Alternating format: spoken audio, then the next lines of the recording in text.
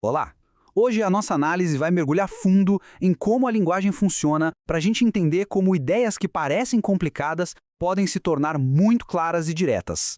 O nosso roteiro hoje é esse aqui. A gente vai começar falando das várias faces da língua, depois sobre como a comunicação se organiza, e em seguida a gente entra na arte de argumentar, dá uma olhada no poder de uma palavrinha específica, o mais, e fecha com uma ideia bem importante, a de que escrever é um ato ético. Vamos lá então. Então, para começar, vamos partir de uma ideia que é a base de tudo. A língua que a gente usa, o jeito que a gente fala, nunca é neutro. Ele muda e muda muito dependendo da situação. É só pensar um pouco. O jeito de falar com o chefe é o mesmo jeito de falar com a mãe? Provavelmente não, né? E essa simples diferença já mostra uma regra fundamental da comunicação. E olha só esse exemplo. É a mesma situação, um acidente de carro, mas a mensagem para o chefe é toda formal, cheia de detalhes. Já para a mãe, é direta, emotiva, informal. Essa escolha entre o formal e informal é algo que a gente faz o tempo todo, quase que por instinto. E o mais interessante é que essa adaptação toda não é por acaso, não é aleatória. Existem padrões por trás disso, regras que, mesmo sem a gente perceber, organizam a nossa comunicação. Esses padrões são o que os especialistas chamam de gêneros textuais. Pensa assim, cada tipo de texto, seja falado ou escrito, tem um formato esperado, um conjunto de regras próprias, desde uma simples mensagem de zap até um artigo científico. E aqui tem alguns exemplos, né? Uma mensagem de texto, um e-mail de trabalho, um poema. Cada um desses é um gênero diferente. A gente transita entre eles todos os dias, muitas vezes sem nem se dar conta. Bom, agora que a gente já entendeu que a linguagem se adapta e se organiza, vamos dar um passo além. Vamos ver como tudo isso leva ao coração da comunicação, a argumentação.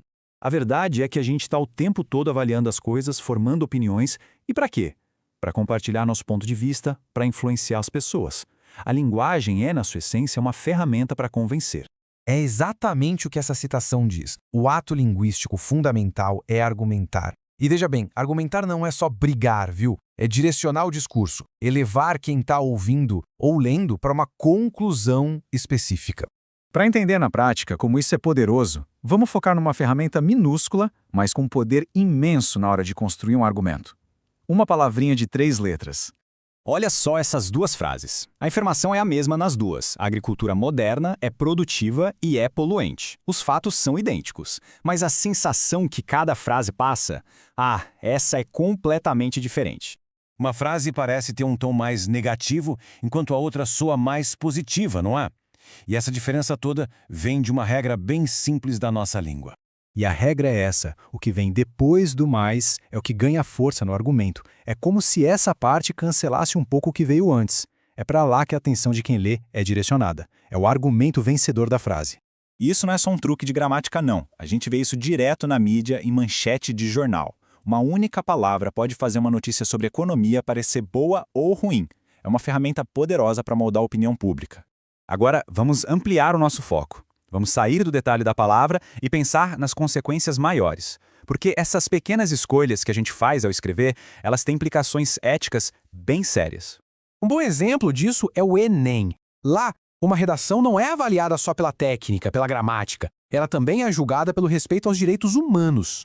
Isso mostra que escrever bem vai além da habilidade, é um ato de cidadania. E para que essa avaliação seja justa, os avaliadores têm um guia, com princípios bem claros. Eles usam esses critérios para verificar se o texto respeita a dignidade humana.